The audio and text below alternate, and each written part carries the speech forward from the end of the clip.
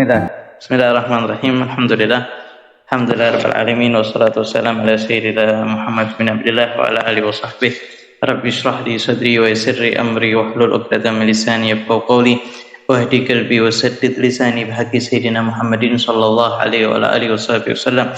Allahumma shalli wa sallim ala sayyidina Muhammadin miftahi bab rahmatillah adada ma fi ilmillah salatan wa salaman daimaini bi dawami mulkillah wa ala alihi wa sahbihi amma ba'd. Nawaitu ta'alluma wa ta'lim wa tadhakkura wa tadhkir wa nafa' wal intifa' wal ifada wal istifada wal hatha ala tamassuki bi kitabillahi ta'ala wa sunnati rasulih sallallahu alaihi wasallam wa du'a ila al-huda wa dalalata ala al-khair ibtigha amradatillah wa bi qurbi subhanahu wa ta'ala. Alhamdulillah, kita lanjutkan kembali pada malam hari ini insyaallah berkaitan tentang akad ya, yang mana akad ketika dilaksanakan maka ada rukunnya, harus ada suami, harus ada istri, harus ada dua syahid atau dua saksi, dan juga harus dengan sighah ya.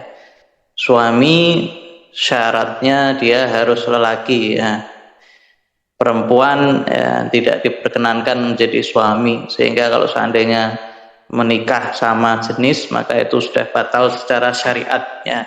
Dan harus lelaki yang jelas ya, tidak muskil ya. Di dalam syariat itu ada seorang yang memiliki dua kelamin ya. Kalau sudah memiliki dua kelamin itu makanya dikatakan khunsa ya. Kalau yang perempuan menjadi laki-laki atau lelaki menjadi perempuan maka itu tidak dikatakan khunsa, tapi dikatakan mukhannas atau makhnus, yaitu orang-orang yang menyerupai wanita. Ini tidak termasuk. Tapi kalau seandainya seseorang itu diciptakan oleh Allah Subhanahu wa taala memiliki dua alat kelamin, maka dia harus dipastikan mana yang lebih dominan ya. Harus diketahui ini betul-betul laki. Begitu juga perempuan. Perempuan juga harus dipastikan secara pasti bahwasanya ini perempuan. Begitu juga syahid ya, atau saksi ya. Saksi juga harus ada, dan saksinya harus dua ya.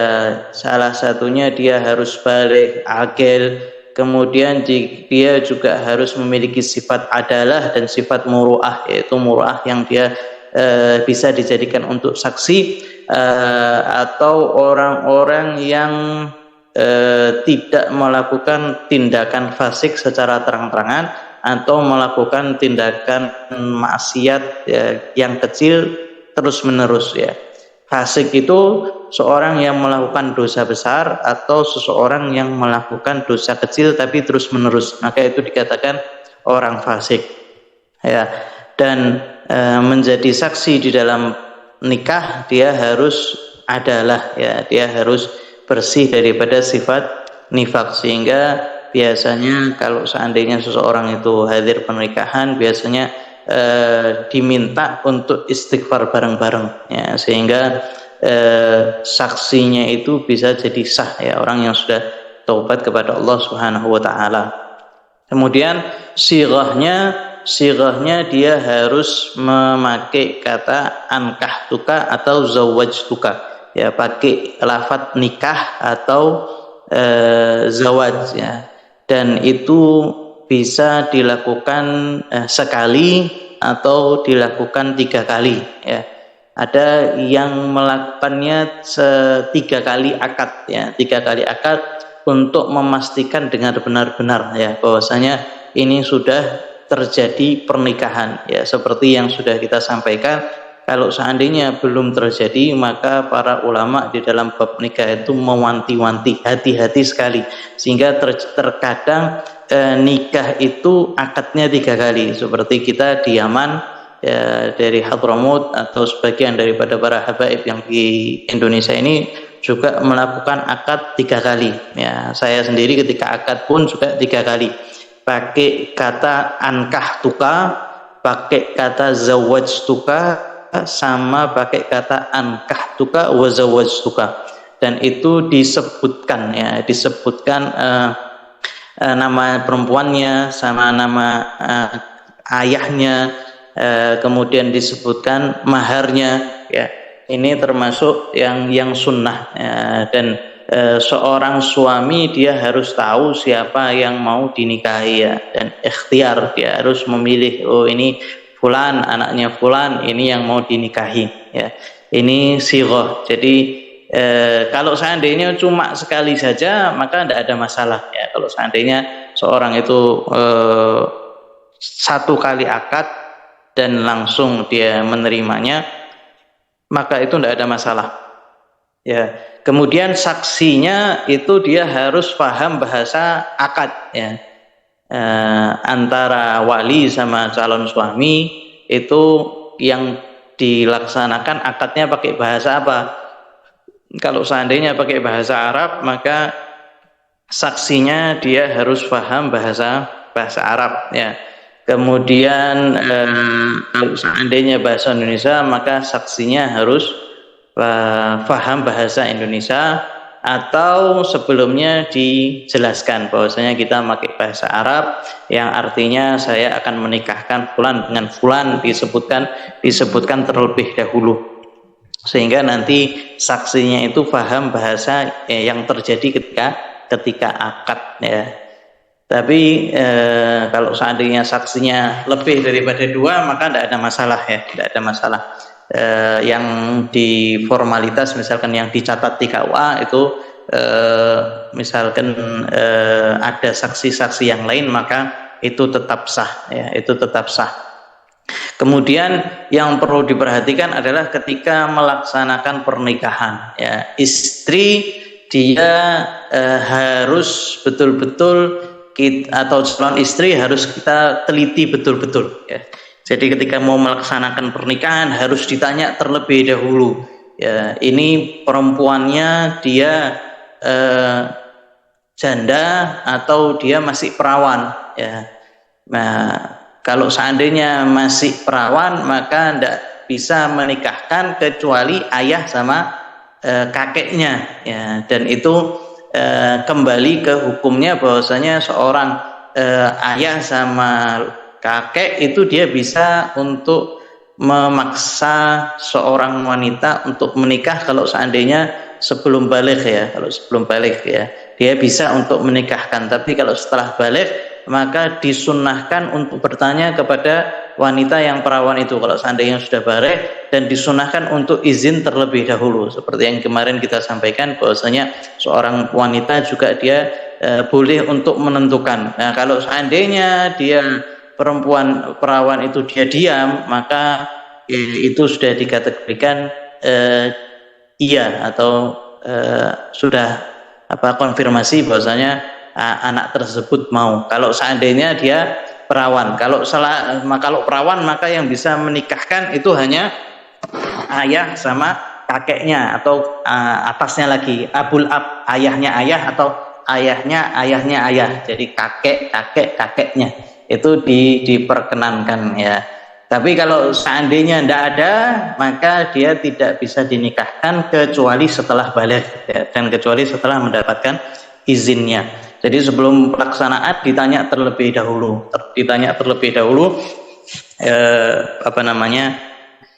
bikir atau thayyib, ya. Kalau dan bikir, yang dimaksud bikir yaitu seorang yang masih belum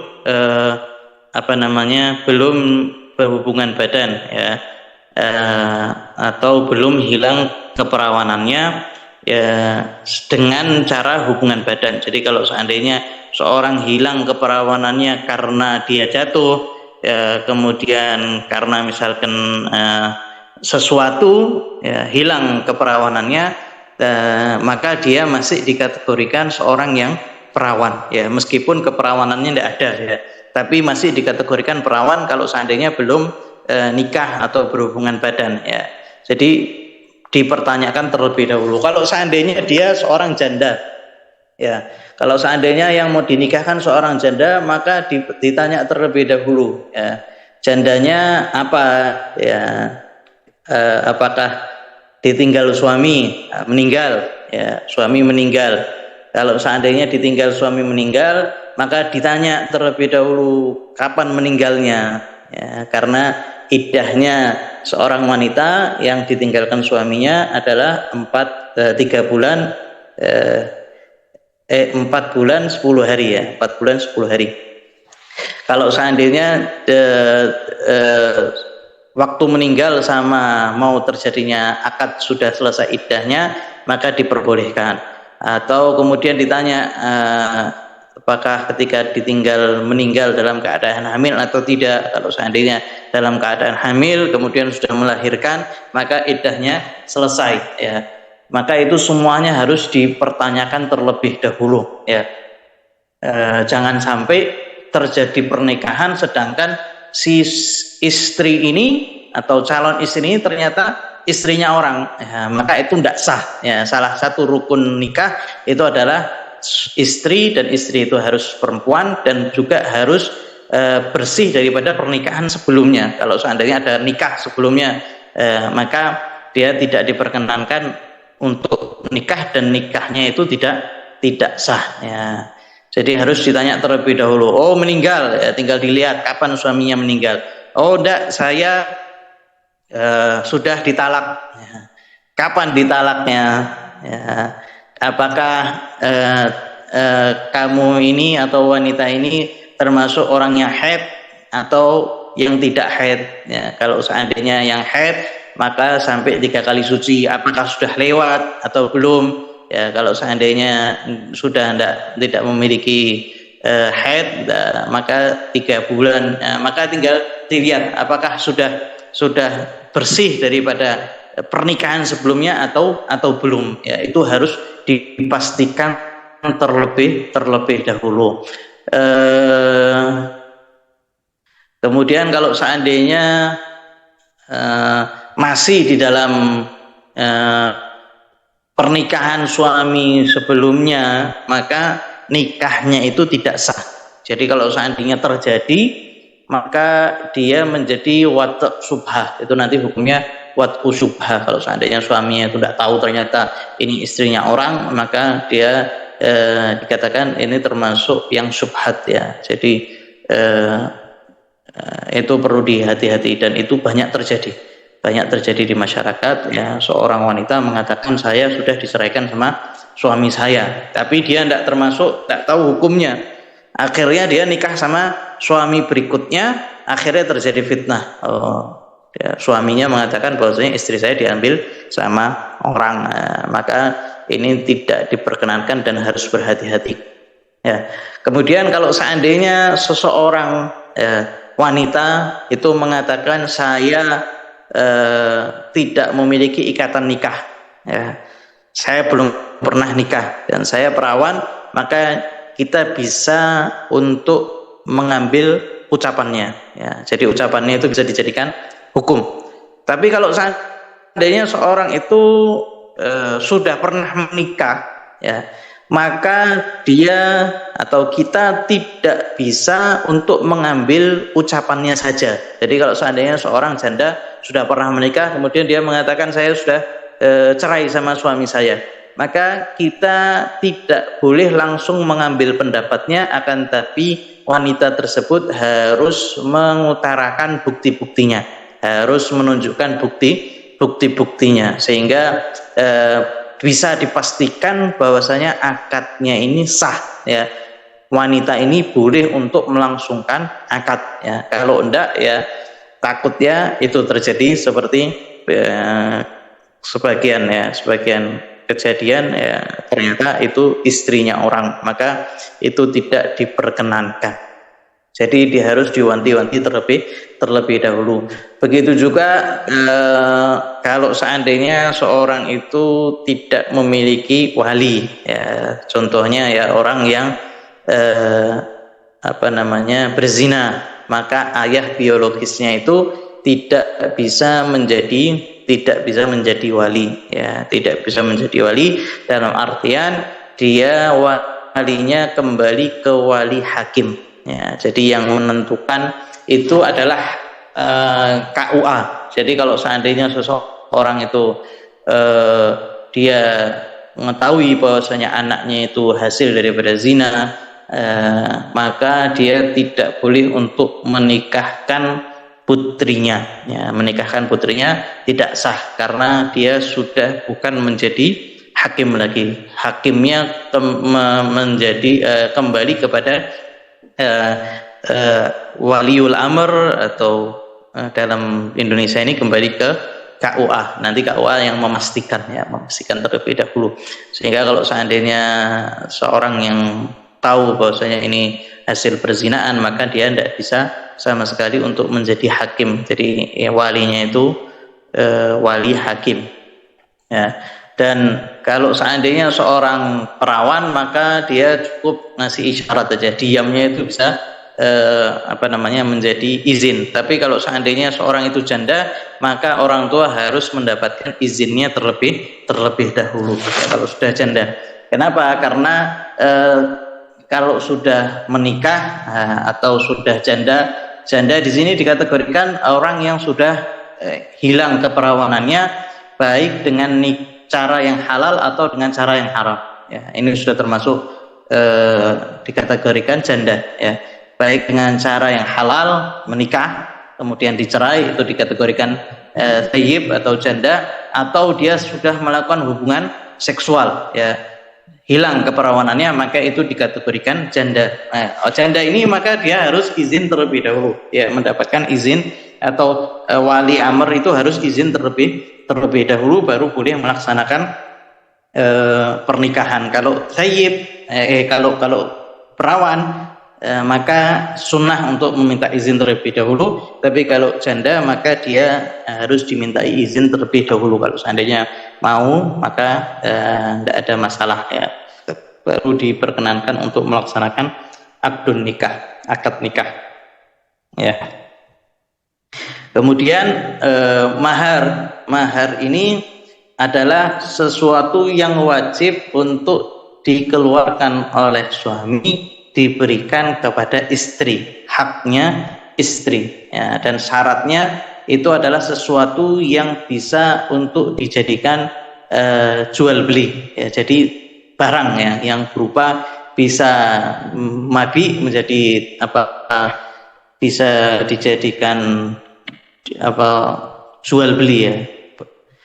Jadi kalau seandainya seorang itu maharnya ngaji Al-Quran, ya, maka di dalam fikih Syafi'i itu tidak diperkenankan, ya, mabi atau sesuatu yang bisa untuk dijadikan pengganti, ya.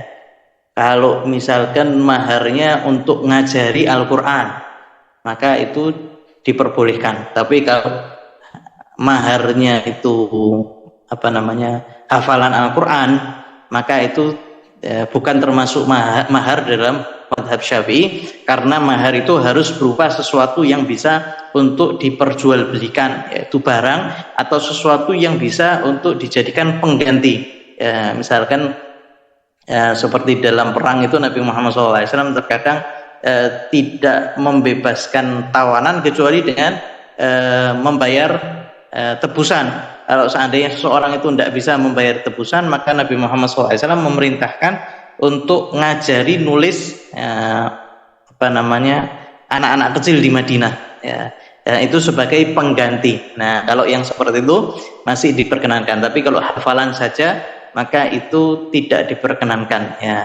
Kalau seandainya maharnya tidak sah, maka kembali ke mahar mithil, ya. Jadi mahar mithil itu apa? Mahar mithil itu mahar yang sesuai untuk kualitas seorang wanita, ya. Jadi wanita itu dilihat, ya, bagaimana nasabnya, bagaimana pekerjaannya, bagaimana kondisinya, ya. Dan biasanya wanita yang semacam itu dia menerima mahar itu biasanya berapa? Ya, kalau seandainya misalkan ternyata di zaman itu orang-orang yang memiliki nasab serupa, orang-orang yang memiliki pekerjaan serupa, ya, itu biasanya mereka menerima mahar misalkan 100.000, maka mahar mithil itu adalah 100.000. Jadi kalau seandainya di dalam akad penyebutan maharnya salah atau maharnya tidak disebutkan, maka itu kembali ke mahar yang setara untuk wanita tersebut, ya. Jadi itu bisa dilihat daripada eh, saudarinya maharnya berapa sih, ya, atau sepupunya maharnya berapa sih, atau orang-orang yang di sekitarnya, ya, keluarganya besarnya mereka itu biasanya maharnya berapa, ya, maka itu bisa disamakan, ya.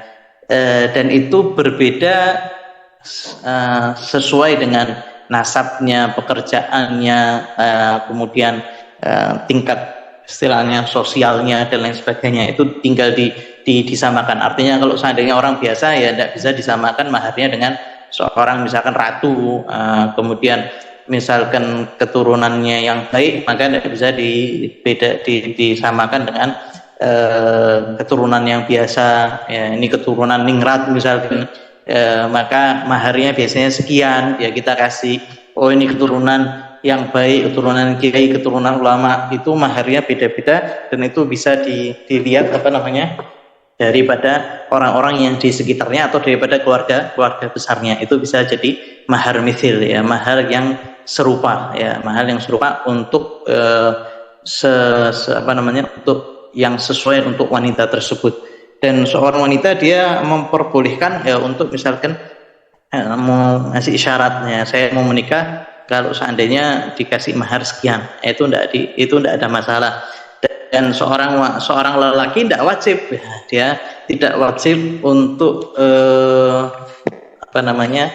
untuk mengiyakan, ya. Kalau seandainya dia mampu, ya dia iyakan. Kalau seandainya dia termasuknya tidak mampu, maka lebih baik untuk mundur, karena di dalam nikah itu kufu itu sangat diperlukan, ya, karena kalau seandainya wanita itu sudah mau minta sesuatu yang tinggi, sedangkan itu di luar kapasitas suami, maka suami itu lebih baik mundur dan tidak memaksakan, dan tidak untuk tidak menjelekkan wanita tersebut, karena itu hak daripada wanita, ya, dia diperbolehkan, ya. Jadi lebih baik dia mencari yang lain, ya, tidak memaksakan kehendaknya. Berarti ini bukan kufu saya, ini bukan yang selevel sama saya kalau seandainya dia mintanya seperti itu. Dan seorang wanita dia diperbolehkan untuk, ya, mengurangi maharnya.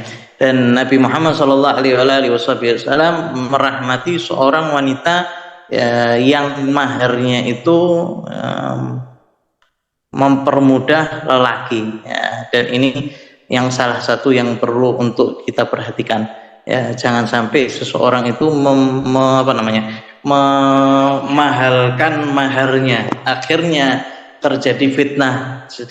Bagaimana? Seorang lelaki dia tidak mampu untuk membayar mahal yang tinggi, ya, maka akhirnya dia tidak mau menikah, padahal dia termasuk orang yang perlu untuk menikah. Akhirnya terjadi perzinaan, akhirnya terjadi macam-macam, ya. Dan Nabi Muhammad SAW menegur seorang lelaki yang ingin menikahi seorang perempuan dan maharnya itu dikasih mahar 4 auqiyah fiddah. Jadi 4 auqiyah daripada fiddah, ya. Jadi kalau zaman sekarang itu 1 auqiyahnya sekitar 119 gram perak, ya, 119 gram perak 1 auqiyahnya. Dan ini orang tersebut ngasih 4 auqiyah, jadi 119 dikali 4, ya, jadi sekitar hampir 500, ya, hampir 500 gram, ya. Dan itu kalau seandainya dikali harga sekarang itu sekitar 200 jutaan, ya. Nah, 200 juta. Maka Nabi Muhammad SAW itu menegur, ya, hendaknya seorang itu memberikan mahar itu yang memudahkan lelaki, ya. Dan kemudian Nabi Muhammad SAW ngasih tahu, sesungguhnya dunia itu bukan tempat atau bukan standar untuk memuliakan seseorang.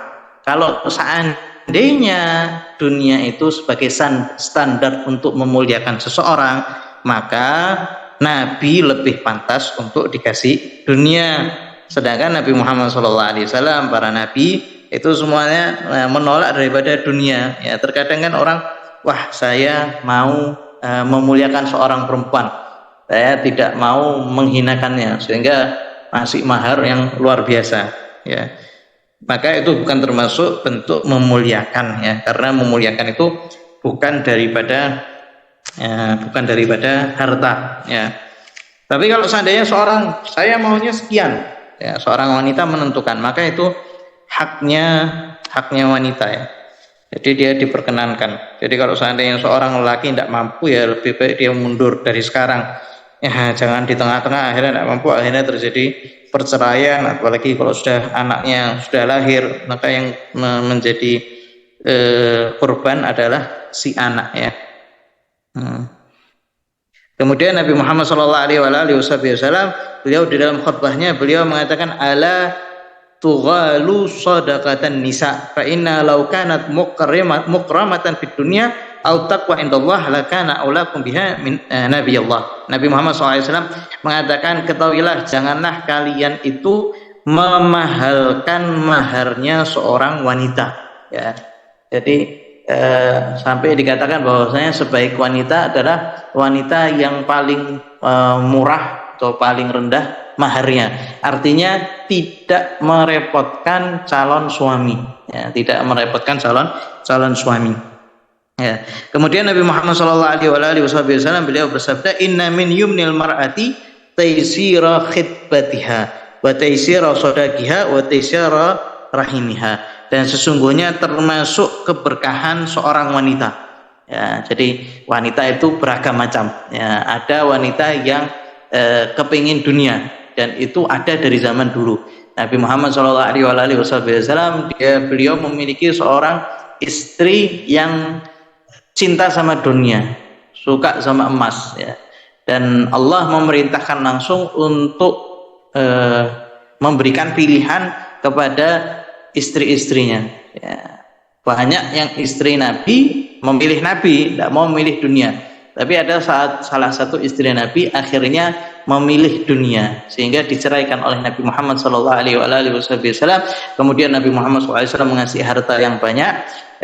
Akhirnya cerai daripada Nabi Muhammad SAW, dan hartanya itu habis, ya. Kemudian akhirnya wanita ini tadi menyesal, kemudian mengatakan, saya termasuk orang yang merugi, ya. Dia membuat syair, ya, saya termasuk orang yang merugi karena saya memilih harta daripada memilih Nabi Muhammad SAW. Sehingga wanita yang diberkahi, kata Nabi Muhammad SAW, sesungguhnya termasuk keberkahan pada seorang wanita adalah yang memudahkan khitbahnya, tunangannya tidak dipersulit, ya.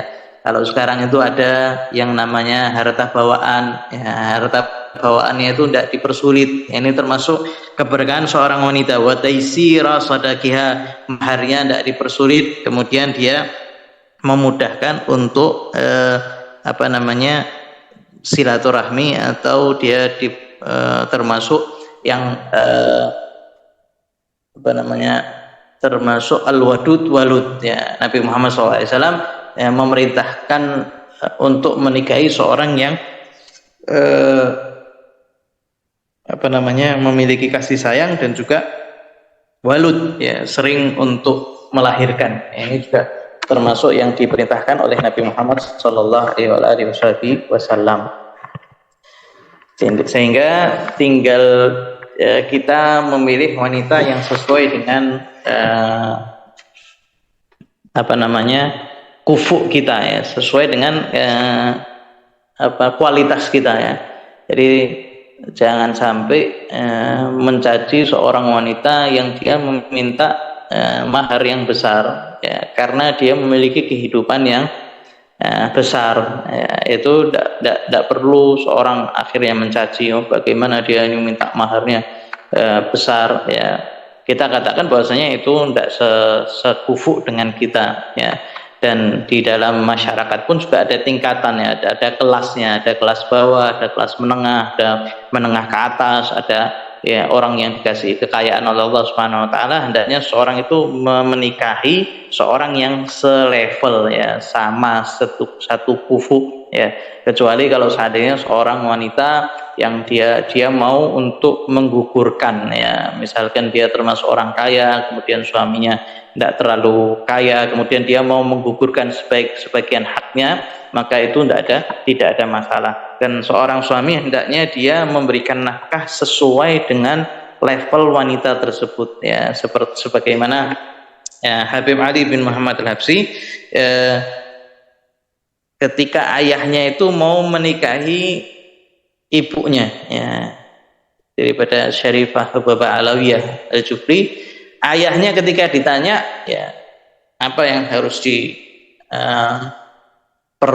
untuk anakmu, maka ayahnya itu mengatakan, hendaknya kamu menafkahi yang cocok, ya, sepantasnya untuk seorang Syarifah, ya. Jadi ayahnya itu tidak mengatakan saya kepingin rumah untuk putriku, saya kepingin mobil kendaraan yang bagus, tidak. Akan tapi beliau cuma mengatakan saya kepingin kamu menafkahi nafkah yang pantas untuk seorang Syarifah, seorang yang keturunan Nabi Muhammad SAW, ya. Kasih makanan yang pantas, kasih tempat tinggal yang pantas, tapi tidak menentukan. Ini termasuk yang hendaknya seorang suami itu memberikan nafkah kepada seorang wanita itu yang setaraf dengan level kehidupannya, ya. Sampai dikatakan hendaknya seorang suami tidak memberikan yang di bawah ayah itu memberikan putrinya. Jadi seorang perempuan itu punya ayah, biasanya ayahnya ngasih bagaimana, maka seorang suami itu hendaknya tidak memberikan nafkah di bawah ayahnya, ya. Jadi tidak ngasih nafkah di bawah nafkah yang diberikan oleh orang tua wanita tersebut, sampai seperti itu, ya, sampai seperti itu, sehingga betul-betul harus diperhatikan, ya. Ini termasuk yang bisa melanggengkan rumah tangga, ya. Harus satu kufu, ya. Kemudian disunnahkan juga untuk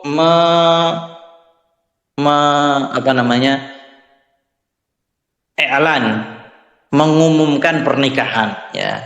Sehingga dikatakan bahwasanya perbedaan antara yang halal dengan yang haram itu adalah i'lan, ya. Fa inna fadla ma bainal halal wal haram i'lan. Karena sesungguhnya perbedaan antara hubungan halal dengan hubungan haram adalah pengumuman, ya. Kalau hubungan yang halal itu diumumkan, kalau hubungan yang haram biasanya disembunyikan. Sehingga termasuk sunnah a'linun nikah, ya. A'linu hadzal nikah, kata Nabi Muhammad SAW, umumkan pernikahan ini, waj'aluhu fil masajid, dan jadikan pernikahan itu di masjid. Ini termasuk sunnah, ya, pernikahan akad itu di masjid. Wadribu alaihi bidufuf, dan pukullah dufuf, ya, rebana, ya. Ini termasuk sunnah, ya. Dan hendaknya hati-hati ketika melakukan resepsi pernikahan, jangan sampai berlebih-lebihan, kemudian jangan sampai melakukan apa yang diharamkan oleh Allah Subhanahu wa taala, ya. Kita baru mau melangkah menuju kepada Allah Subhanahu wa taala lewat jalur rumah tangga, malah dia memakai apa yang diharamkan oleh Allah Subhanahu wa taala, ya, berhias di hadapan yang bukan mahramnya, ya, kemudian memakai minyak wangi yang sampai keluar aromanya sehingga dicium daripada orang-orang sekitarnya yang bukan mahramnya, maka ini termasuk daripada maksiat, ini termasuk daripada yang diharamkan oleh Allah Subhanahu wa taala. Sehingga resepsi pun harus harus sesuai dengan standar Nabi Muhammad sallallahu alaihi wasallam, ya. Kemudian juga Nabi Muhammad sallallahu alaihi wasallam memerintahkan untuk walimah, ya. Walimah itu apa? Ya, seperti resepsi, ya. Ya. Nabi Muhammad SAW menganjurkannya. Beliau SAW mengatakan aulam walau bisyak, ya. Laksanakan walimah nikah meskipun cuma memotong seekor kambing, ya, cuma kecil-kecilan, ya. Itu termasuk sunnah. Ada sebagian kan yang akad cuma di KUA saja. Nah, ini dia meninggalkan sunnah walimatul arsh ya. Jadi setelah menikah ya, diumumkan, kemudian istilahnya makan syukuran untuk nyembelih satu kambing. Dan kemudian Nabi Muhammad SAW beliau juga memperhatikan fuqara wal masakin ya. Paling buruknya walimah adalah walimahnya orang-orang yang kaya ya, yang hanya mengkhususkan orang-orang kaya dan meninggalkan orang-orang miskin. Ini seburuk-buruk perjamuan, sehingga kalau seandainya mau menjamu maka dijamu semuanya ya, orang kaya ya, orang miskin dijamu semuanya sebagai bentuk melaksanakan sunnah Nabi Muhammad Shallallahu Alaihi Wasallam. Dan di dalam pernikahan ya jangan sampai melakukan yang diharamkan oleh Allah Subhanahu Wa Taala ya. Seperti apa yang terjadi biasanya sekarang itu banyak sulam alis ya, sulam bibir ya. Ini metodenya itu sama seperti tato ya. Tato itu diharamkan ya. Kemudian merapikan alis itu dilarang ya. Sebentar.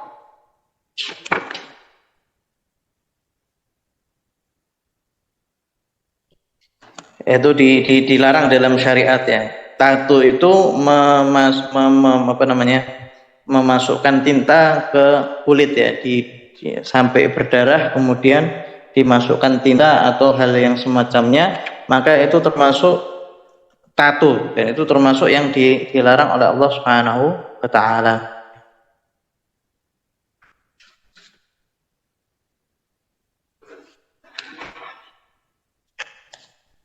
Kemudian juga yang dilarang menyambung rambut ya, ini juga termasuk yang diharamkan ya, tidak diperkenankan ya, sehingga yang seperti tato diharamkan, kemudian yang menyambung rambut itu juga diharamkan, tidak diperkenankan ya. Ketika terjadi pernikahan maka hendaknya ketika terjadi resepsi maka hendaknya dia memperhatikan itu semuanya, jangan sampai dia melakukan apa yang diharamkan oleh Allah Subhanahu wa Ta'ala ya. Sehingga paling baiknya resepsi lelaki dan perempuan itu dipisah. Kemudian Nabi Muhammad SAW mensunnahkan untuk adanya khutbah nikah ya. Khutbah nikah dilakukan sebelum akad nikah ya, sebelum terjadi akad nikah, dan ini baik sekali. Dan yang dibacakan itu khutbah Nabi Muhammad Shallallahu Alaihi Wasallam yang beliau laksanakan ketika akdun nikah ya. Jadi kalau seandainya seseorang itu bertanya bagaimana sih akadnya yang terbaik, maka kita bisa melihat apa yang dilakukan oleh para habaib yang dilakukan dari dulu sampai sekarang ya. Jadi kalau di kita para habaib itu kalau mau melaksanakan nikah itu ada akad nikah, ada walimah, itu dipisah ya. Jadi akdun nikah itu biasanya di masjid atau di satu tempat atau di rumah ya, dibacakan maulid Nabi Muhammad SAW. Kemudian setelah selesai maulid kemudian calon suami itu datang di tengah-tengah maulid, dipukul dengan hadrah ya, al-badru dan semacamnya, sampai bisa di tempat majelis. Setelah itu dibacakan khutbah yang dibaca oleh Nabi Muhammad SAW. Jadi setelah maulid suami masuk di tempat majelis akad, kemudian doa maulid, setelah itu dibacakan khutbah nikah ya. Itu sampai sekarang itu terjadi, karena di tengah-tengah khutbah nikah itu nanti ada seperti taubat masal ya istilahnya. Nabi Muhammad SAW ketika khutbah maka beliau mengatakan, katakanlah astagfirullah ya, qulu jami'an astagfirullah, katakan kalian semuanya istighfar, astagfirullah, mohon ampun kepada Allah Subhanahu wa taala. Astagfirullah min tarki shalah, saya beristighfar kepada Allah Subhanahu wa taala daripada meninggalkan sholat. Itu diperintahkan ya. Kemudian beriman, ya, mengingatkan bahwasanya kita beriman kepada Allah, kita beriman kepada, jadi pengingatan supaya tadi saksi-saksinya itu saksi-saksi yang pantas untuk dijadikan saksi ketika akdun nikah. Ya, setelah khutbah kemudian dilaksanakan akdun nikah. Ya, setelah akad nikah selesai, ya, baru kemudian didoakan barakallahu lakum wa baraka alaikum wa jama'a bainakum fil khair, kemudian didoakan Fatihah, kemudian itu walimah yang langsung dibagikan makanan. Itu dari dulu sampai sekarang thariqahnya sama ya. Begitu juga yang di Hadramut sama, yaitu diambil daripada sunnah Nabi Muhammad sallallahu alaihi wasallam. Sehingga khutbah yang dibaca ya khutbah yang dibaca oleh Nabi Muhammad SAW, caranya ya seperti caranya Nabi Muhammad SAW, dan khutbah itu berulang kali. Jadi kalau seandainya seorang itu sering untuk diundang akad nikah, maka kebanyakan sudah hafal khutbahnya Nabi Muhammad SAW perihal akdun nikah itu. Ini yang termasuk yang sesuai dengan Nabi Muhammad SAW.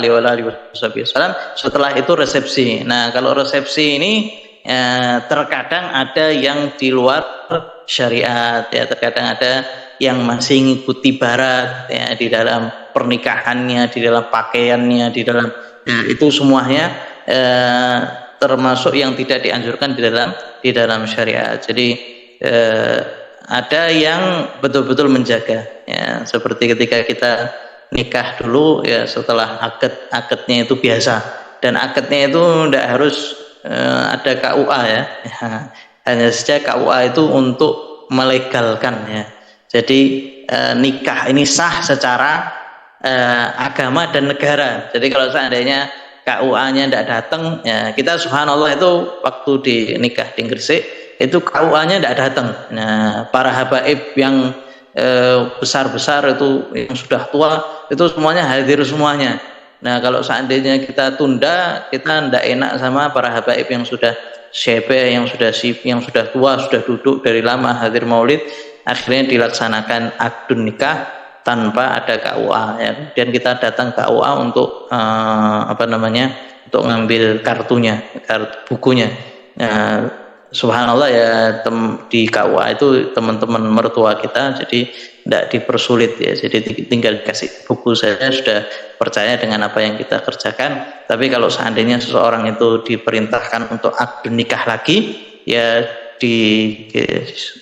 tidak ada masalah ya, akad nikah lagi di KUA, karena biasanya petugas itu ya mereka melaksanakan apa yang diperintahkan ya.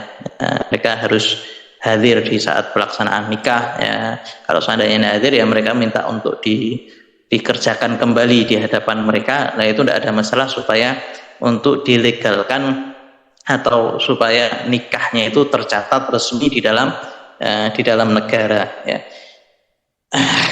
Kalau kita ketika itu wanita sendirian ya, ketika setelah akad nikah itu suami berjumpa dengan istrinya. Ini yang terkadang sulit untuk dikerjakan. Ini termasuk sunnah yang sulit untuk dikerjakan di zaman sekarang ya, Jadi terkadang setelah akad itu semestinya kita itu berjumpa dengan calon istri kita atau istri kita kalau sudah akad ya, istri kita di ruangan sendiri ya. Semestinya di kamar seorang suami itu datang ke kamarnya seorang wanita, kemudian pertama kali sholat 2 rakaat, sholat syukur kepada Allah Subhanahu Wa Taala. Setelah diizinkan untuk menikah, sholat 2 rakaat ya, si suami sholat 2 rakaat, istri sholat bareng jamaah 2 rakaat, sholat sunnah. Setelah itu seorang istri salaman dengan seorang suaminya. Kemudian seorang suami meletakkan di kepala istrinya, Allahumma ja'alna nasiyata khair wa barakah. Ya, salah satu doanya, ya Allah jadikan nasiyah. Nasiyah itu ujung kepala perempuan yang di situ tempat untuk memilih antara baik dan buruk, ya. Maka didoakan di tempat tersebut, ya Allah, jadikan nasiah ini adalah nasiah yang baik, ya. Setelah itu ya baru melaksanakan sunnah-sunnah yang lain, ya. Jadi ketika setelah akad itu suami dibawa ke tempatnya istri, ya. Jadi istri itu semestinya tidak hadir di saat pernikahan. Jadi apalagi kalau seandainya saat akad itu kan misalkan seorang wanita itu dandan, ya, semestinya itu tidak bagus, ya. Jadi suami istri nunggu di satu tempat, ya, dia berdandan tidak ada masalah, yang penting di sesama seorang wanita. Lalu kemudian kita sebagai suami itu masuk, ya. Nah, semestinya suami pun tidak diperkenankan untuk masuk di antara perempuan yang lain, ya. Tapi ketika itu ya kita kesulitan untuk nolak, ya, kita sudah mestinya tidak mau masuk, akan tapi dipaksa, ya, akan tapi dipaksa harus masuk, ya. Itulah terkadang kita tidak bisa melaksanakan sesuai komplit full, ya. Akhirnya setelah negosiasi ya sudah, kita ketemu perempuannya di rumahnya. Di rumahnya ketika itu banyak perempuan, kita salaman sama istri, setelah itu kita masuk kamar. Jadi setelah salaman sama istri, foto sebentar, kemudian masuk kamar, sudah itu kegiatannya perempuan. Ya, setelah itu perempuan melaksanakan seperti walimah untuk undang perempuan sendiri. Ya, ketika itu istri kita ngundang Ustazah Halimah terus yang kemudian ditutup semuanya. Jadi terop itu melaksanakannya itu diterop semuanya. Jadi tidak di gedung, ya, di jalannya itu diterop, full ditutupi kain, ya. Jadi full ditutupi kain, dan yang hadir semuanya wanita, tidak ada pria sama sekali. Yang ngangkut makanan ya perempuan, yang fotografi yang perempuan, semuanya itu perempuan. Nah, ini yang semestinya dibenarkan, sehingga ketika kita itu mau melaksanakan akdun nikah, ketika mau maju ke rumah tangga, kita dalam keadaan yang diberkahi oleh Allah Subhanahu wa taala. Ya, meskipun tidak bisa semaksimal mungkin, ya, tapi kita meminimalisir apa-apa yang tidak dianjurkan di dalam syariat, itu yang semestinya, ya. Jadi pernikahan yang semestinya semacam itu, jadi laki sama perempuan itu dipisahkan, dan itu tidak bisa terjadi kecuali kalau suami istri sama-sama sepakat, ya, untuk melaksanakan adat semacam itu. Begitu juga keluarganya. Biasanya yang repot ini kan calon mertua atau ibu kita perempuan maunya dimewahkan, maunya di gedung, ya. Mereka mengatakan nikah itu seumur hidup sekali, tapi yang terjadi ternyata banyak sekali yang cerai setelah menikah, ya. Akhirnya menikahnya seumur hidup bisa 2 kali sampai 3 kali karena tidak dianjurkan atau melakukan apa yang tidak dianjurkan di dalam syariat, ya. Sehingga hendaknya kita melakukan apa yang dianjurkan dalam syariat, ya. Kalau seandainya kita melakukan apa yang dianjurkan dalam syariat, maka Allah Subhanahu wa taala akan menjadikan keturunan kita itu keturunan yang soleh-solehah. Al Habib Muhammad bin Husain itu menikah sama Hubabah Alawiyah, ya. Paginya diminta, malamnya akdun nikah, kemudian pulang, ya. Dan maharnya tidak mahal-mahal, akan tapi Habib Muhammad tujuan menikahi Hubabah Alawiyah karena Hubabah Alawiyah ini termasuk ustazah yang gemar untuk dakwah, sehingga Habib Muhammad itu nikahinya karena agamanya, ya, dinikahi, dibawa, akhirnya keluar daripada keturunan keluar daripada sulbi mereka, Habib Ali bin Muhammad Al-Habsyi. Habib Ali bin Muhammad Al-Habsyi, beliau pengarang maulid Habsyi yang sampai sekarang maulidnya dibacakan di Indonesia, dan haulnya di Solo, dan menjadi haul yang terbesar di Indonesia berkat pernikahan yang sederhana. Begitu juga pernikahannya Habib Muhammad bin Salim, ayah daripada Habib Umar, ya. Habib Umar menceritakan sendiri bagaimana ibunya dinikahi oleh ayahnya, tidak memiliki harta yang banyak, cuma hanya ada beberapa perabotan rumah tangga yang sedikit sekali, sampai beliau tuh sampai meneteskan air matanya ketika menceritakan bagaimana ibunya betul-betul sabar, ibunya betul-betul taat kepada suaminya, ibunya betul-betul taat kepada syariat. Tapi setelah itu keluar Habib Ali Al-Masyhur Mufti Tarim, ya, daripada keturunan tersebut keluar Habib Ali Mufti Tarim. Habib Muhammad juga termasuk yang syahid, ya, yang ditangkap sama komunis kemudian dibunuh, ya. Beliau termasuk orang yang syahid. Keturunan beliau akhirnya melahirkan Habib Ali, ya, Mufti Tarim, kemudian melahirkan Habib Attos, kemudian melahirkan Habib Umar bin Muhammad bin Salim bin Hafid, guru kita, yang ketika itu komunis, ya, di Tarim itu berusaha untuk menggugurkan dakwah Islam, ya, bagaimana caranya supaya dakwah Islam itu tidak tersebar.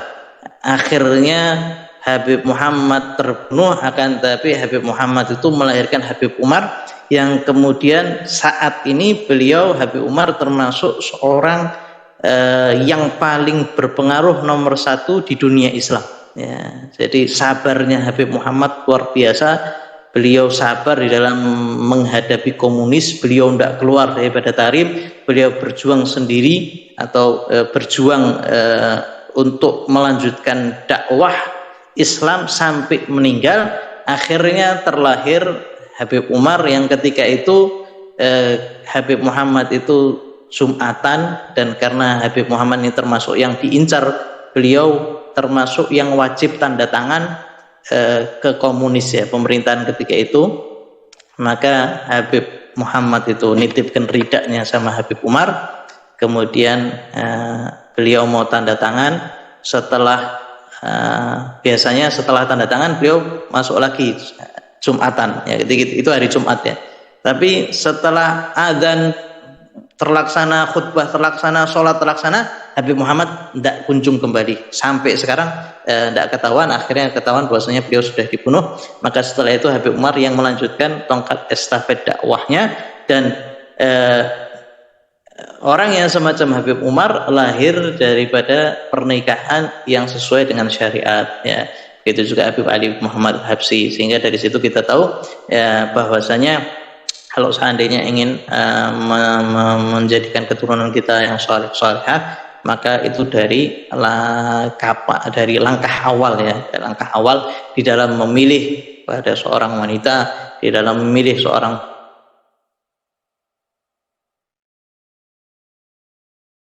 menjalankan akad nikah, ketika menjalankan resepsi nikah, maka insya Allah dari situ akan muncul keturunan-keturunan yang baik, yang saleh-salehah. Semoga Allah Subhanahu wa taala menjadikan kita termasuk orang yang saleh, dijadikan keturunan kita keturunan yang saleh-salehah. Amin Allahumma amin. Wallahu alam. Insyaallah sudah disinggung semuanya, atau ada yang belum disinggung? Tafadhal. Amin ya rabbal alamin. Terima kasih doanya Habib. Masya Allah. Rata-rata ini Habib, kami perempuan Indonesia sebagai ibu-ibu ini yang sudah menikah, mengikuti nikahnya ini secara adat budaya yang ada di masyarakat. Jadi tidak seperti yang Habib ceritakan.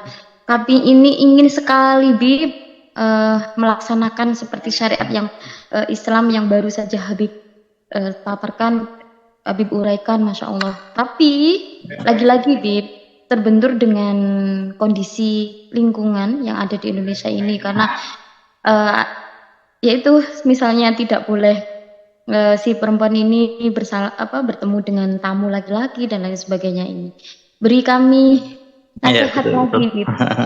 Apa yang harus kami lakukan nanti ini sebagai calon yang akan memantukan menikahkan anak-anak kami gitu.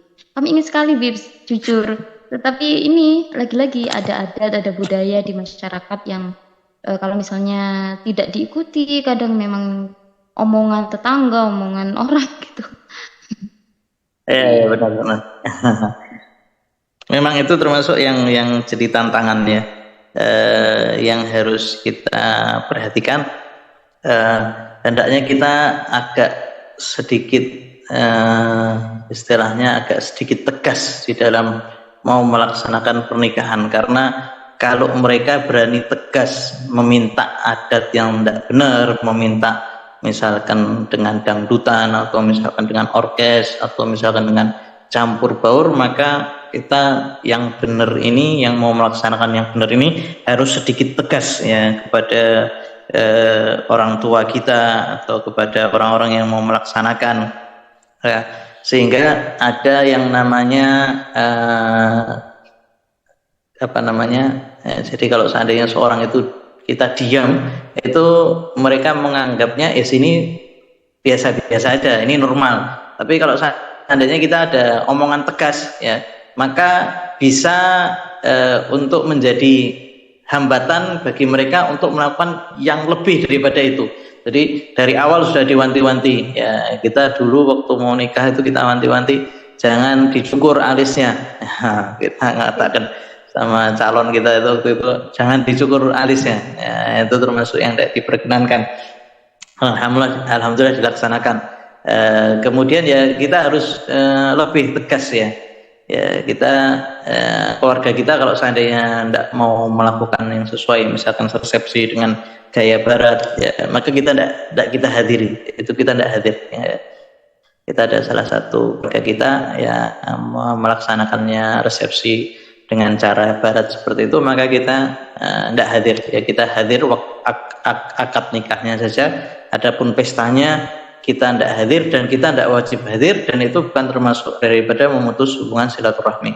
Jadi yang awalnya pertama kali ya kita harus melihat keluarga siapa yang kita nikahi. Jadi ketika kita mengatakan kita maunya resepsi dengan cara yang syariat ya, tidak ada hambatan ya. Tapi kalau kita nikahnya sama yang tidak memperdulikan atau tidak menitik beratkan syariat ya, kita bakal kesulitan. Tapi hendaknya dimulai daripada diri kita. Kita ingat dulu saya punya sepupu misanan ya, itu nikah sama ponaannya Habib Syekh. Habib Syekh ini termasuk yang betul-betul menjalankan syariat. Jadi ketika beliau ngasih lamaran itu tidak pakai acara besar-besaran ya, lamaran itu bawaan lamaran itu dibawa pakai tas koper, tidak mau dibuka, tidak mau ditunjukkan. Kalau sekarang kan lamaran itu dibuka, ditunjukkan sehingga seorang tahu, oh ini kapasitasnya sekian, oh ini termasuk, yang akhirnya bangga-banggaan lah.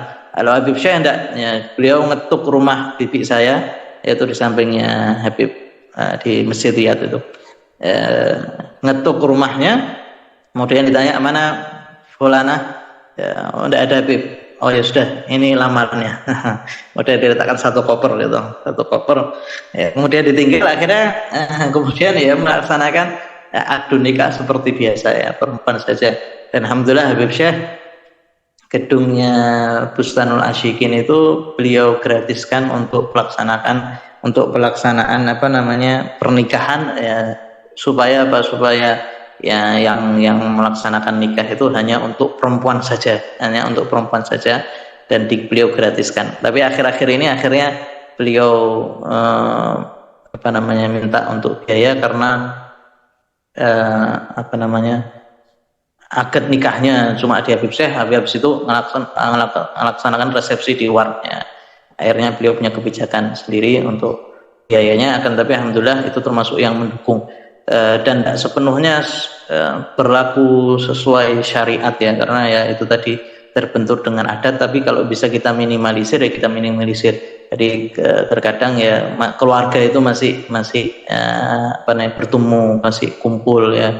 Kadang kita istrinya saudara kita ketika nikah ya mau tidak mau foto, tapi itu termasuk yang yang minimalisir lah. Jadi tinggal keluarga besar saja, itu masih untuk zaman sekarang ya, tapi tidak dibenarkan, kita tidak bisa membenarkan apa yang dilarang dalam syariat. Cuma itu sudah kita minimalisir, dan hendaknya kita kalau sebagai orang tua atau sebagai yang mau melaksanakan mantu ya kita niat kepada Allah Subhanahu wa taala bahwasanya kita mau menjalankan sesuai dengan syariat. Dan kalau seandainya mau menjalankan resepsi ya itu dipisah ya antara laki dan perempuan. Ya laki itu bisa untuk makan bareng, walimah itu artinya ya makan aja. Ya, kalau perempuannya kita adakan burdah, datangkan ustazah yang bagus, ya ustazah yang istilahnya rodok terkenal gitu lah. Jadi kan ada wahnya gitu. Tapi wahnya itu di dalam syariat. Ya itu nasihat saya harus agak sedikit tegas supaya ada tekanannya, karena melawan adat ini ya berat ya, dan yang diperintahkan kita harus punya badil ya. Jadi kalau kita ingin merubah sesuatu kita harus punya badil itu pengganti ya. Biasanya nikah itu orkes tunggal atau dangdut ya, maka kita harus nyari penggantinya dangdut apa, penggantinya orkes tunggal itu apa ya. Jadi ada gantinya, itu yang lebih bagus. Jadi kalau misalkan mau ya pakai musik ya, musiknya yang sesuai dengan syariat, laki sendiri misalkan marawisan ya, tapi laki sendiri, perempuan lihat dari jauh, itu tidak ada masalah. Jadi harus ada pengganti memang ya, dan niat sama Allah Subhanahu wa taala untuk menjalankan sesuai dengan syariat. Insyaallah Allah Subhanahu wa taala memudahkan kita. Barang siapa yang niat yang baik, maka Allah Subhanahu wa taala akan membukakan 70 pintu taufik. Wallahu a'lam.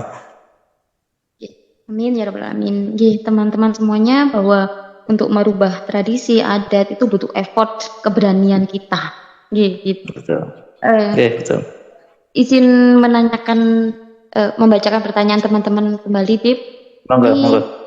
Tentang pernikahan, seorang ayah ini menikahkan putrinya tanpa sepengetahuan si anak, karena ini kan masih perawan gitu, Bib.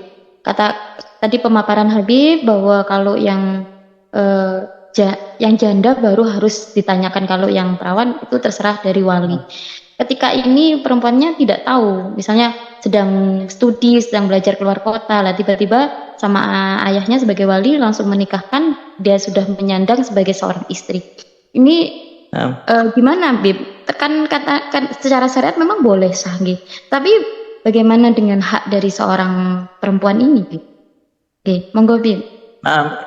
Itu harus dengan beberapa syarat ya. Salah satunya dia harus menikahkan putrinya itu dengan sesuatu yang seorang yang kufu, satu kufu sama dia, kemudian mampu untuk memberikan mahar, kemudian mampu untuk memberikan nafkah yang sesuai dengan sederajatnya, kemudian tidak ada permusuhan, baik permusuhannya itu nyata atau permusuhan batin, itu semuanya harus terwujud ya. Kalau seandainya tidak ada, maka itu bisa ditolak ya.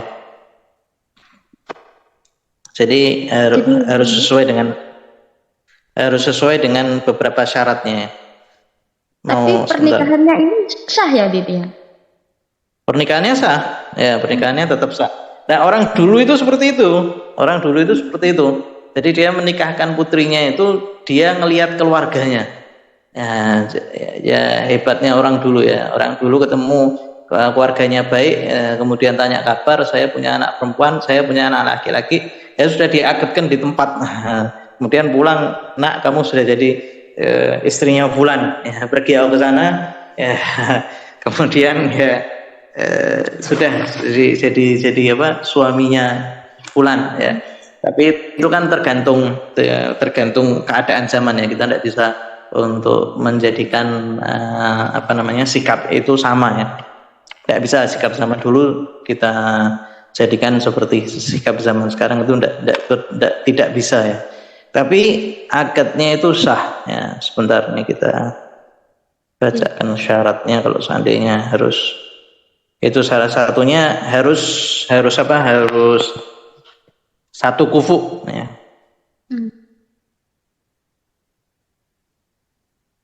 Seorang ayah kan memang tidak mungkin ya, Bib, menikahkan anaknya dengan sembarang laki-laki. Ya betul. Takutnya tuh bapaknya nggak takut sama Allah Subhanahu wa taala. Jadi nikahkan karena uang, karena harta. Nah ini kemudian tidak sekufu, ini bisa untuk dibatalkan sebentar. Oke.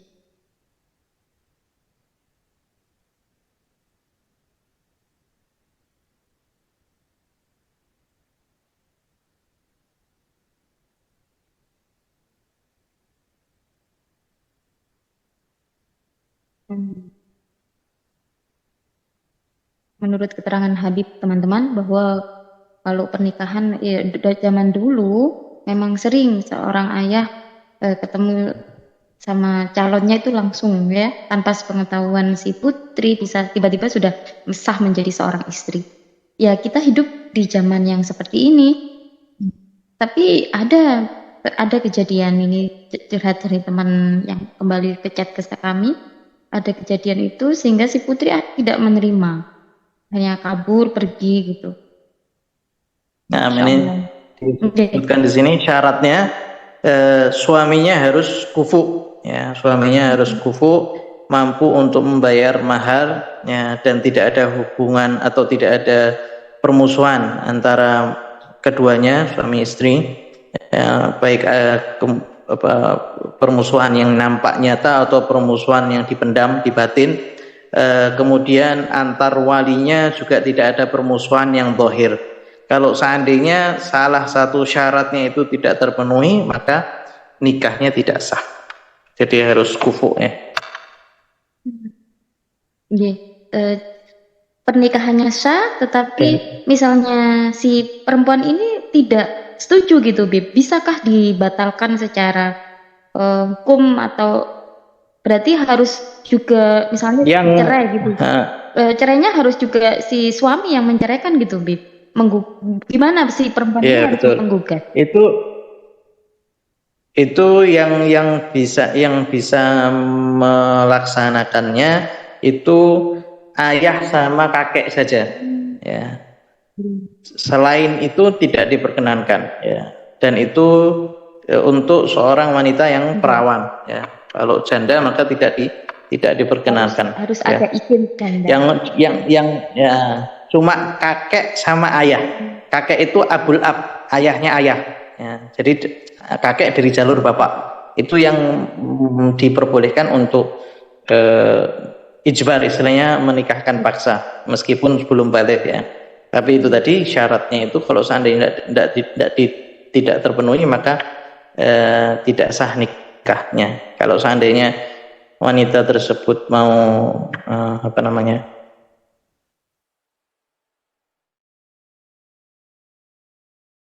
tidak terima, ya, kali yang sesuai, ya. Selanjutnya, Bib, ini pertanyaannya karena memang kalau ukuran pernah sering memang terdengar, Bib, berapa maharnya itu jadi patokan sebagai nafkah, padahal memang tidak seperti itu, Bib. Selanjutnya, Bib, ini ada yang menanyakan tentang nama asli. Jadi ketika akad nikah itu memakai nama yang tidak disandang sejak lahir karena alasan kurang sesuai dengan berdasarkan hitungan Jawa. Jadi menggunakan nama pengganti. Misalnya gini, kalau nama kecilnya aslinya Safira Rahmawati, nah diganti dengan Siti Rahmawati. Karena alasan tadi. Ini pripun, Bib? Ketika ijab kabul dengan menggunakan nama sesuai hitungan Jawa. Nah, karena memang ada di Jawa itu gitu, Bib. Hitung-hitungan pakai nama. Ya, betul. Ya.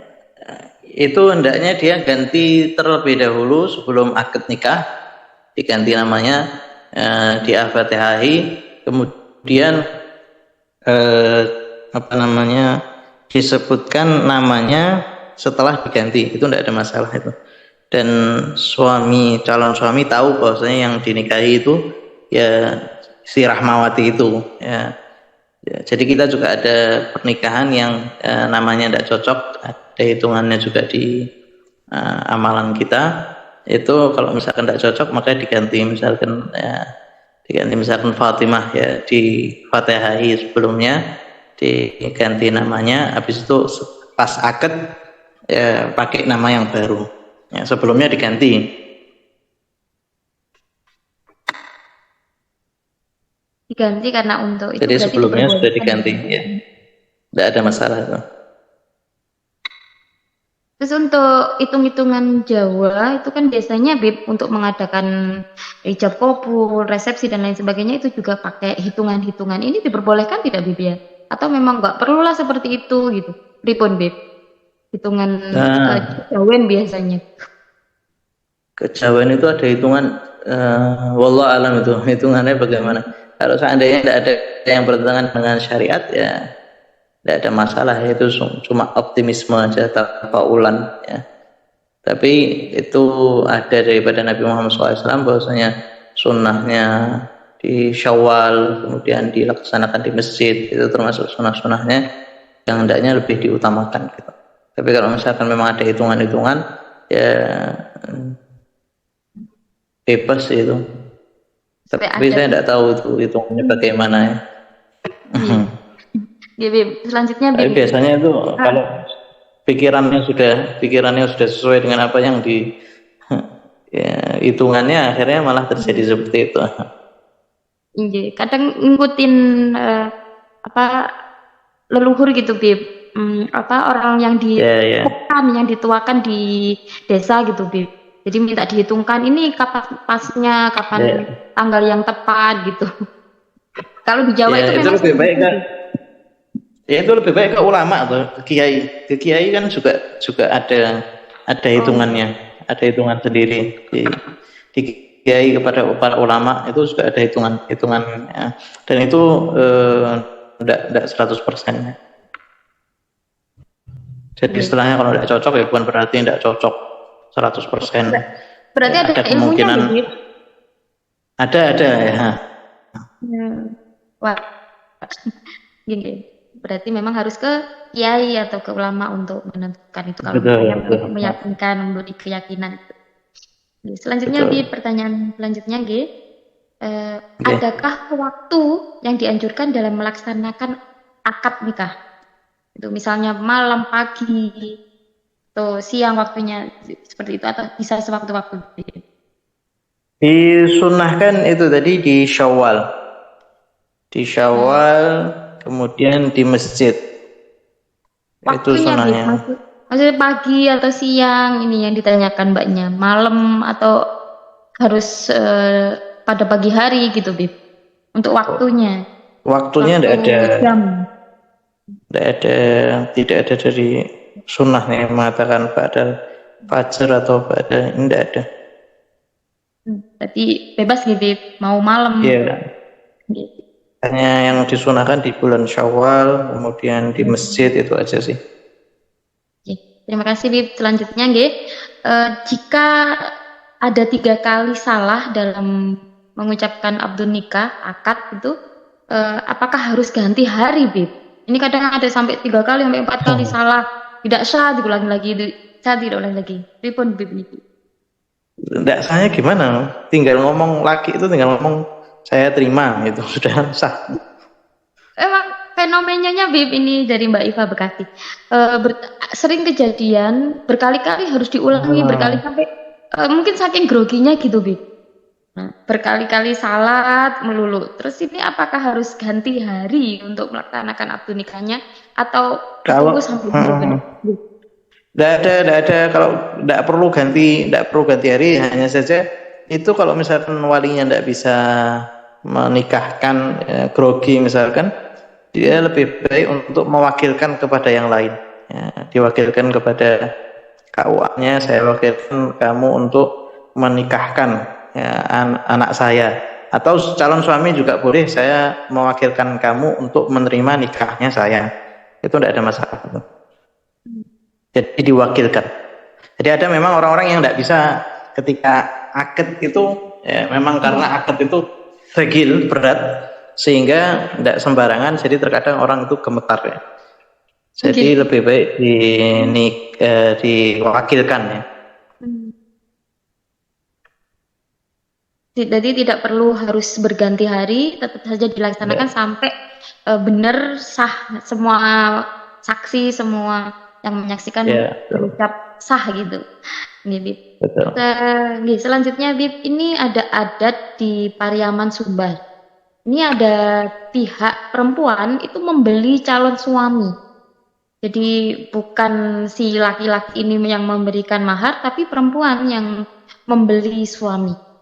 Berdasarkan juga mahar sesuai dengan pangkat atau profesi calon suami. Ini gimana, Bib? Ini berhubungan dengan adat gitu, Bib. Menurut Ya itu. syariat pripun? Kan memang tidak ada gitu, Bib. Cuman ini adalah adat, jadi bagaimana ini harus menyikapinya gitu, Bib. Jadi perempuan yang nyari lelaki ya? Nggih, membeli. Kayak di India juga. Oh iya, ini di Indonesia ada, Bib, di Pariaman, Sumbar. Ini fenomena seperti ini. Ya dia membeli, istilahnya bukan membeli, itu istilahnya memberikan lah, apa namanya, kayak seperti uang lamaran sekarang ya, uang lamaran daripada pihak laki untuk perempuan di zaman sekarang kan, itu sebagai hadiah. Itu lamaran kan, kalau kita di apa namanya, di waktu akad itu maharnya ringan ya, tapi biaya nikahnya itu yang mahal. Itu lamaran yang ngasih emas-emasan itu di luar nikah itu ya, jadi itu sebagai hadiah. Jadi kalau seandainya perempuan yang harus ngasih hadiah, yaitu berupa hadiah. Kalau seandainya enggak mau, ya jangan mencari dari suami sana ya. Tidak ada kewajiban kan nikah harus dari suami yang sana. Tapi kalau seandainya diberi, ya jatuhnya jadi hadiah ya. Hadiah. Jadi tidak masalah ya, Bim, kalau misalnya mengikuti adat yang ada di daerah gitu. Tidak ada masalah. Kalau seandainya mau mengikuti, ya tidak ada masalah juga gitu. Ini pertanyaan lagi nih, Bim. Bagaimana menyikapi budaya resepsi dengan membawa amplop atau istilah dalam Jawa itu bowo, jagung, mantenan, becek ini apa? Ini terutama di daerah Jawa itu marak sekali, Bib. Bahkan ada sampai berjuta-juta, atau kadang juga bubunya pakai beras, bertonton gitu, itu buat apanya? Untuk buwuh ini istilahnya. Jadi itu apa? Bahasa Jawanya ini buwuh atau jagung atau manten becek gini, Bib. Memberikan kadang berupa amplop, kadang berupa beras gitu, Bib. Oh, kepada calon waktu resepsi ya? Tamunya itu ada adat harus membawa, ketika kan undangan gitu, Bib, harus membawa, misalnya kalau uang dimasukkan amplop, nanti dicatat, dijadikan, biasanya ketika itu harus mengembalikan gitu. Adat seperti ini bagaimana, Bib? Itu tinggal dilihat resepsinya aja. Kalau resepsinya dia tidak sesuai dengan syariat, maka malah kita tidak wajib untuk hadir. Kalau seandainya di situ ada yang haram, maka kita haram juga untuk hadir. Jadi pemberiannya itu ya tinggal dilihat dari resepsinya. Kalau seandainya kita itu istilahnya bukan kewajiban, itu ta'awun ya, saling membantu. Jadi ada tetangga kita buat resepsi, ya maka kita bantu. Nanti kalau kita buat resepsi, ya dibantu. Itu kayak istilahnya hukum tidak tertulis gitu.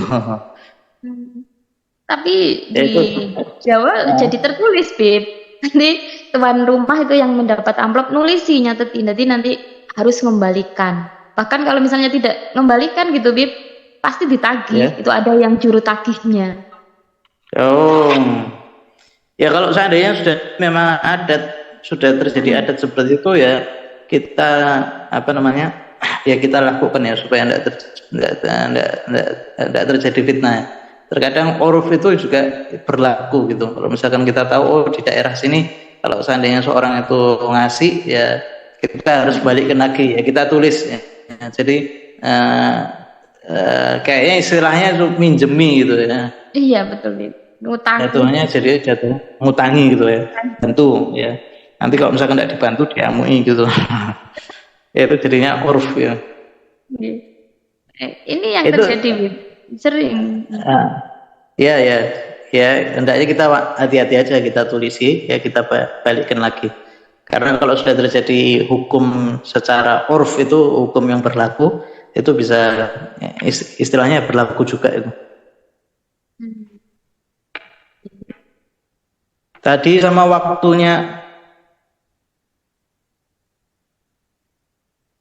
terdengar ya? Oke, jelas Bib. Nah, waktu pernikahan itu disunahkan pagi dari Jumat. Ya. Sunahnya pagi dari Jumat. Masya Allah. Pagi hari Jumat. Di, Ini sunahnya pagi nih. hari Jumat di bulan Syawal. Dihadiri orang-orang soleh.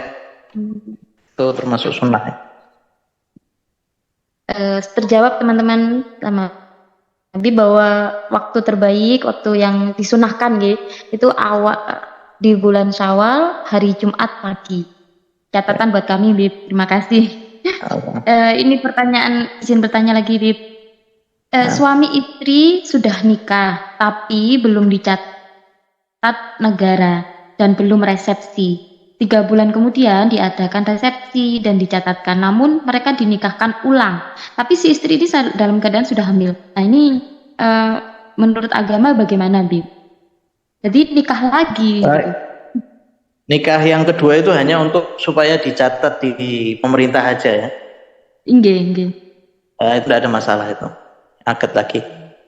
Tidak ada masalah untuk dicatat karena KUA tidak bisa mencatat kecuali dengan diakad lagi, dan akadnya itu tidak membatalkan akad yang pertama.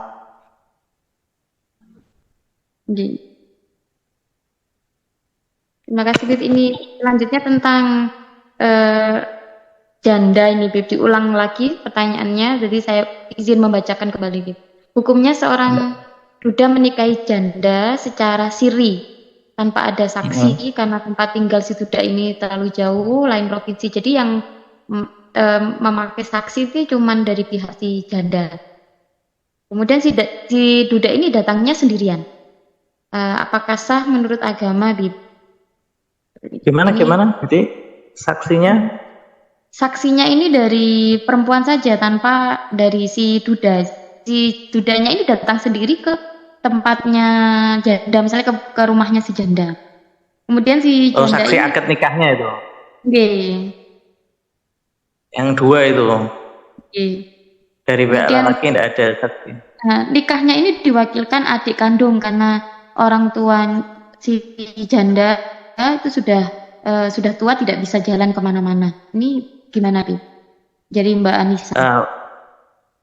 Perwakilannya sah, ya, perwakilan dari ayahnya untuk ke adik kandungnya sah, ya, yang penting orang tuanya mewakilkannya, kemudian ada saksinya, ada orang-orang tahu yang sekitarnya itu mensaksikannya, kemudian akad nikah, saksi daripada akad nikahnya tidak harus dari kedua belah pihak, syaratnya itu yang penting ada 2 saksi yang adalah yang bukan termasuk orang yang fasik, ya. Jadi sah kalau seandainya dudanya itu datang sendirian, maka tidak ada masalah karena sudah terwujud rukun akad nikah, ada suami, ada istri, ada akad, ada 2 saksi. Jadi saksinya atau akadnya itu sah. Sudah terjawab nih teman-teman. Ini banyak sekali yang menanyakan kembali tentang mahar yang berupa seperangkat alat sholat. Nah, ini pripun, Bib, untuk menjawab tanggapan Habib? Karena seperangkat alat sholat sah ya. Jadi yang kembali ke urf ya, seperangkat alat sholat itu apa aja itu? Seperangkat alat sholat misalkan yang biasa dikasih apa? Al-Quran, ya, sajadah, mukena, tasbih. Itu seperangkat alat sholat. Biasanya di kita itu sebutkan apa namanya emas atau uang gitu ya, 100.000 atau 500.000 atau 2 gram emas atau berapa gram, itu biasanya disebutkan. Dan kalau pakai emas itu disebutkan karatnya juga, disebutkan karatnya, jumlah gramnya berapa. Kalau dari itu tidak ada masalah. Tapi kalau seandainya seperangkat alat sholat ya yang dikasih yang urf ya, urf itu yang adat yang terjadi dari satu daerah. Biasanya seperangkat alat sholat apa wae, yaitu yang dikasihkan. Berarti bukan secara itu Bib, secara apa eh, istilahnya. Jadi misalnya harus si suami ketika akad maharnya adalah seperangkat alat sholat, maka tanggung jawab si suami ini bagaimana istri harus sholatnya benar, harus bisa ngaji atau seperti itu Bib. Bukannya seperti itu. Berarti harus berupa dohirnya, misalnya tadi alat sholatnya, Al-Quran, tasbih, seperti itu Kak Bib. Ya itu kalau mahar itu cuma barang ya. Tapi kalau tanggung jawab suami untuk ngaji, ngajari agama itu sudah langsung ada di pundaknya suami ketika dia jawab mobil itu. Ketika dia jawab saya terima nikahnya, itu semuanya sudah berada di pundak suami. Tanggung jawab si ngajari istri, tanggung jawab ngajari ngaji, tanggung jawab ngajari haidnya, tanggung jawab ngajari sholatnya, fikihnya, itu tanggung jawabnya semuanya di suami. Jadi istri terima enaknya di akhirat nanti tanggung jawab suami. Suami tidak ngajari, istri tinggal ngomong, Pak, ya Allah itu bapak saya atau suami saya itu tidak ngajari saya. Itu malah yang resiko itu suami. Ya, makanya terkadang suami ada agak keluasan di dalam kehidupan ini dimudahkan, tapi tanggung jawabnya itu berat sekali. Ya, tanggung jawabnya berat sekali. Dan suami tidak bakal bisa selamat kecuali dia menyelamatkan istri dan anaknya. Istilahnya tidak mungkin seorang lelaki itu bisa selamat diri, tidak mungkin. Ya, sampai diceritakan ada seorang yang soleh, ya, setiap hari ngaji, setiap hari bangun malam, tapi dia membiarkan istri dan anak-anaknya itu menonton TV tanpa pengawasannya. Jadi dulu masih belum ada TV, mungkin programnya tidak seketat sekarang. Ini di zaman dulu ceritanya di Yaman, ya, orang soleh itu diberikan TV kepada keluarganya. Kemudian orang ini meninggal, maka salah satu temannya bermimpi bagaimana, ya, bermimpi bahwasanya orang soleh ini mencakar matanya dengan tangannya, yang tangannya itu sudah berupa timah yang panas, yang mencakar-cakar matanya. Kemudian ditanya sama sahabatnya, kenapa kok kamu terjadi seperti ini ya? Kenapa kok kamu mencakar-cakar matamu? Maka orang soleh tadi mengatakan disebabkan karena saya meletakkan TV di keluargaku dan aku tidak memperhatikannya. Maka orang soleh itu kemudian bangun, kemudian ngabari anak dan istrinya bahwasanya orang tuamu yang soleh ini diadab sama Allah Subhanahu Wa Taala karena membiarkan kalian itu menonton TV tanpa pengawasan. Ya, maka ya terus subhanallah ya, keluarganya termasuk keluarga yang soleh. Akhirnya kemudian mereka taubat kepada Allah Subhanahu Wa Taala, kemudian tidak melihat TV-nya. Ya, dari situ kita tahu bahwasanya suami itu semuanya jadi penanggung jawab keluarga dan tidak bisa selamat kecuali dengan menyelamatkan keluarganya. Jadi seperangkat alat sholat itu kalau maharnya itu zahirnya saja, ya barangnya saja, tapi ya tanggung jawabnya ketika mulai menyebut qabil itu, maka semuanya tanggung jawabnya ada pada lelaki, di pundaknya lelaki. Jadi kalau seandainya sudah diajari tapi istrinya masih ngeyel, ya, maka bebannya si suami sudah dikerjakan, ya, kewajibannya sudah dikerjakan, maka tinggal dipakai sarana-sarana yang lain. Tapi kalau seandainya memang istrinya itu memang tidak berjalan dengan sesuai syariah, maka jalan terakhir itu diceraikan.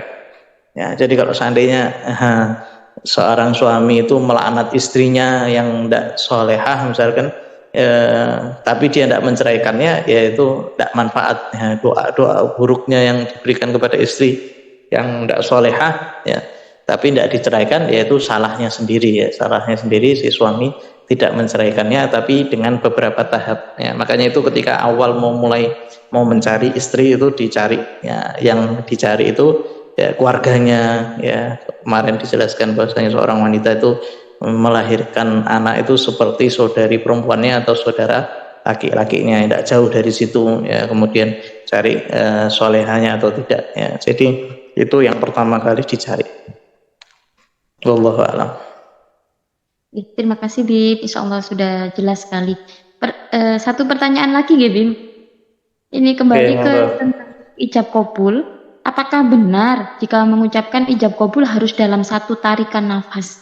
Dan bagaimana kalau orang ini mengucapkannya gagal-gagal terus secara langsung ijab kabulnya ini? Ini tadi tentang Ijab harus sampai benar, tapi ini apakah ada aturan Bib harus dalam satu tarikan nafas? Itu Bib. satu tarikan nafas itu udah ada jeda maksudnya. Oke. Yang penting tidak ada jeda aja, tidak ada jeda, tidak harus satu tarikan nafas. Sekiranya itu langsung menjawab ya, tidak ada apa namanya jeda ngobrol sama yang lain gitu terus gobil tuh ya, tidak, tapi langsung gitu. Tidak harus satu tarikan nafas ya. Satu tarikan nafas itu semestinya maksudnya mengatakan saya terima nikahnya Fulan bin Fulan dengan mahar ini gitu. Oke. Sampai selesai dari awal sampai akhir dalam satu tarikan nafas diucapkan. Memang kadang anjuran dari penghulu itu seperti itu, Bib. Jadi sampai harus suruh nafas dulu baru mengucapkan ijabnya. Jadi tidak ada gitu ya.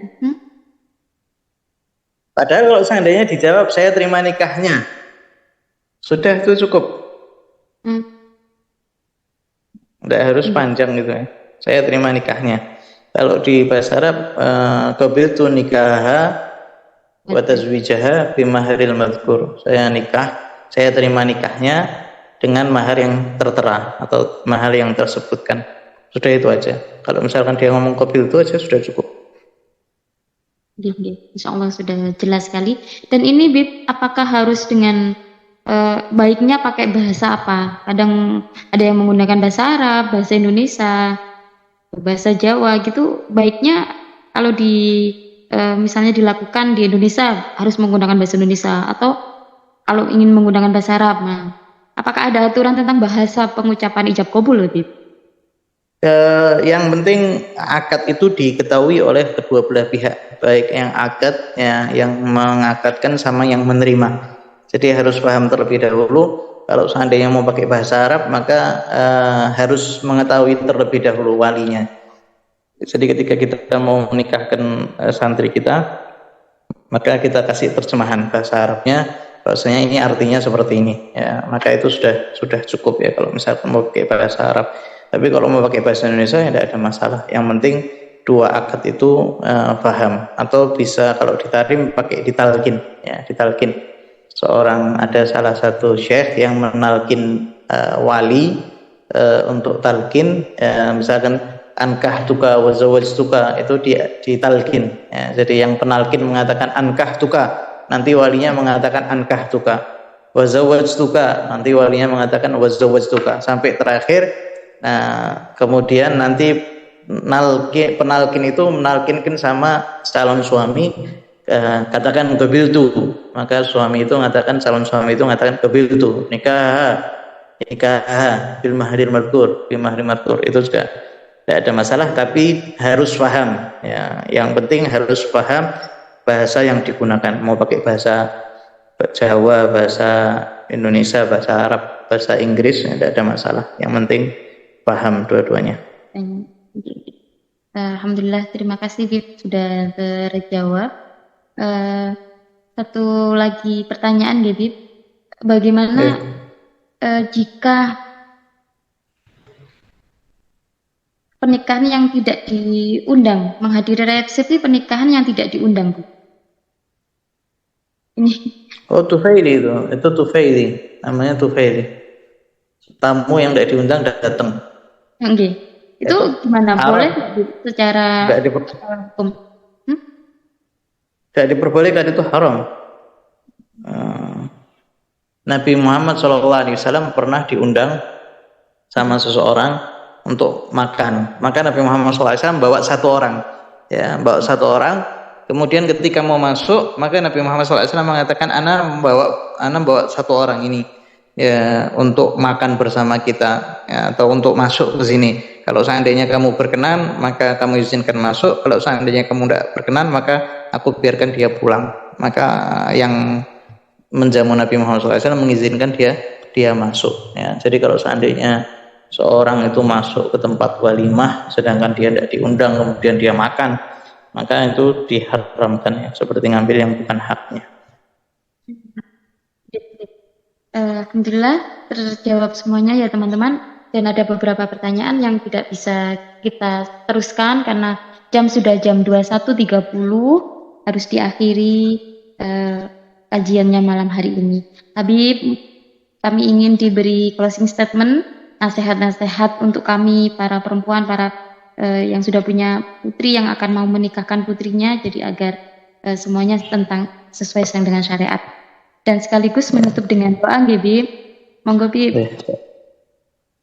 Semoga Allah SWT memudahkan kita untuk menjalankan syariatnya, agar Allah SWT mengeluarkan daripada sulbi kita orang-orang yang beriman kepada Allah SWT, orang-orang yang takut kepada Allah SWT, orang-orang yang saleh-salehah. Dan ketika seseorang itu menjaga dirinya, maka dia menjaga 7 keturunan setelahnya. Sampai dikatakan di dalam surat Al-Kahfi bahwasanya Allah SWT menjaga warisan 2 anak yatim, wa kana abuhuma shalihah, dan kedua orang tuanya itu termasuk orang yang soleh.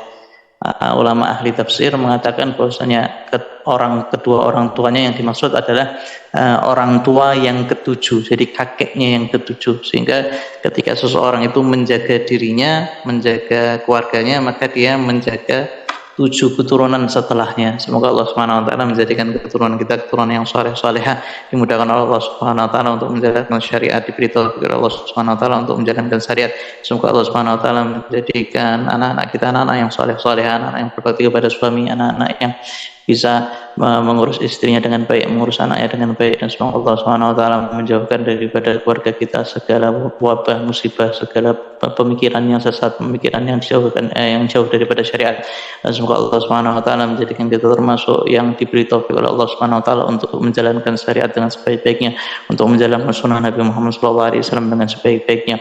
Allahumma ya man wafaqah lil khair wa anna malif min al khair wa ina alih. Allahumma nas'aluka hubbak wa hubba man yuhibbak wa amal yuqribuna ila hubbi. Allahumma nas'aluka ziyadata fid din wa barakatan fil umur wa sa'atan jasad wa sa'atan rizq wa tawbatan qabla maut, syahadatan indal maut, maghfiratan ba'dal maut, wa afan indal hisab, wa amanan min al-adab, nasiban min al-jannah, wa rizqna nadhara ila wajhil karim sallallahu alaihi wasallam Muhammadin nabiyil ummi ala alihi wasallam alladhina yaquluna salatu jama'a syamilah wa ala man nafi umaru ila hadratin Nabi Muhammad sallallahu alaihi wasallam. Al-Fatihah.